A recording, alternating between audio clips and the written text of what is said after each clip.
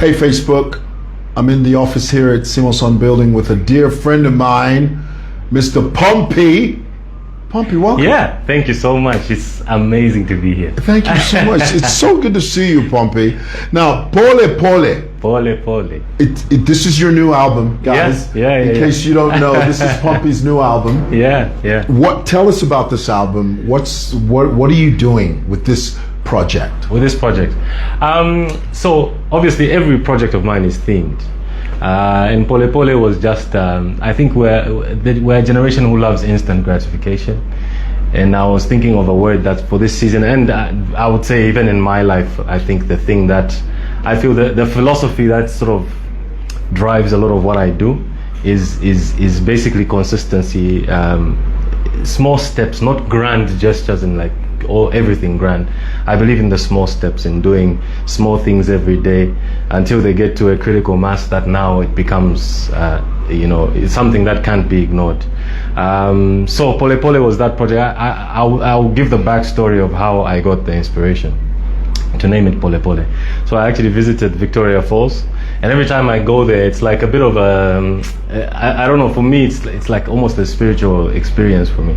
So I actually, when I go to the falls, I sit by a rock, and I'll be there maybe for an hour, 2 hours, and I'll just be sitting there just, thinking. And I remember praying there, and then basically the Holy Spirit asked, how can something as innocent as water be? Do you realize that the falls, the gorge, that the falls has been moving over thousands of years, and where it is now is not where it was, and that the falls keeps on eating into the rock? Now the question that was asked was, how can something as innocent as water be eating through rock, a rock that hard? And the answer basically was that consistency of the flow of the water. Now it's a wonder of the world, of course, that we all want to go there and see. But it was a process it's a product of Pole Pole. That is the philosophy behind what made that. And I believe every form of greatness is a product of time. Yeah, and a lot of time has to be put in. So even the production of this album, the things that I wanted to achieve with it, they took a lot of work, a lot of time. The artists I wanted on my bucket list to work with internationally, I got to work with. Wow. So there was Limo Blaze, who's a Nigerian artist. Actually, he just recently got nominated for the Dove Award. I would say one of the most happening gospel artists right now in Nigeria. I got to work with him. Wow. Which song was he on? He's on a song called Answers by Fire. Mm-hmm. And then I also got to work with a guy called Cold Out Music. He's the one who won the award for the UK Best Gospel Artist. His name is Cold Out Music. So I've been a fan of him. I managed to work with him. You did Chef 87 as well. I did Chef 87 as well. I did Matema. There's a South African gospel artist called Matema, one of the biggest artists there. So all of that, it took me a lot of time. Wow. A lot of time. The production process, everything, the videos, the planning of the whole project, the tour. We've currently toured about 5 countries. We want to do about 10 more during this year. So yeah, amazing. And how the tour's going? They're going fantastic. Yeah. They're going fantastic. We started the tours in Uganda. So we did a Uganda show, then we did Kenya, then we came back here, we did Zambia. We're going to do Malawi. We're going to do Nigeria hopefully this year. Now, have you been to Nigeria before? I have. Really? Actually, when I was a circular artist, I was signed under a Nigerian label. Okay. So I used to go there almost every year. When are you going to Nigeria? The dates are not confirmed yet, but it's within probably the next 3-4 months. Okay. Yeah. Now listen, I'm looking at your catalog of work. Yeah. Pompi. Yeah. Because I mean, you've had quite a few amazing albums. Thank you so much. And I mean, there's this one, of course, but this is my favorite one out of all of your. They're good, but this is my favorite one. Do you have a favorite one? I don't. I always joke. I say they're like children, so I can't pick. I can't pick one. And do you record all of your work here in Zambia? All of the work here.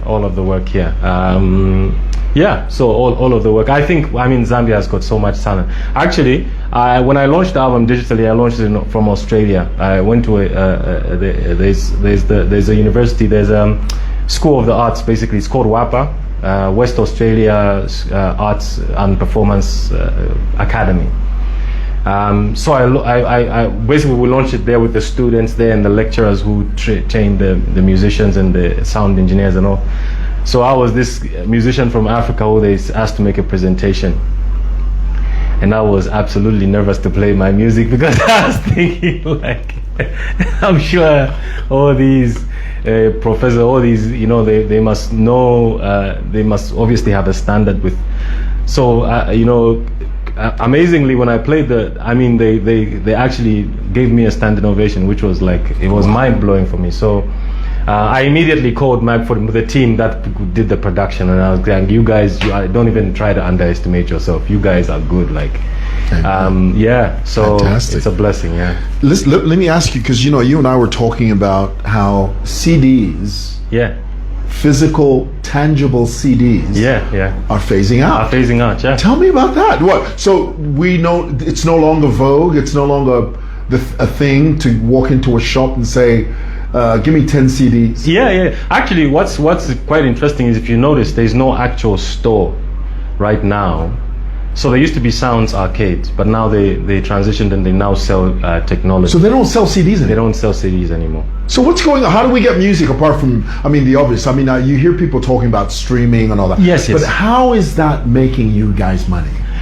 So streaming is actually, it's a blessing. It's a blessing. Why? Is because streaming makes music scalable now.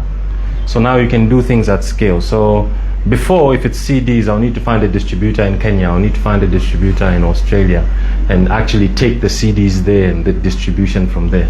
But now streaming, I can release a song now and they can stream it in Australia, and so it's very scalable. And I think that's why CDs, it's also the cost thing, because a CD will cost you maybe, let's say 50 kwacha.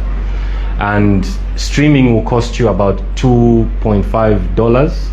Like I know that's your Deezer is $2.50 per month, and you get unlimited music. Versus buying a CD, I think it gives you more access to music than actually buying CDs. But how does the artist make money?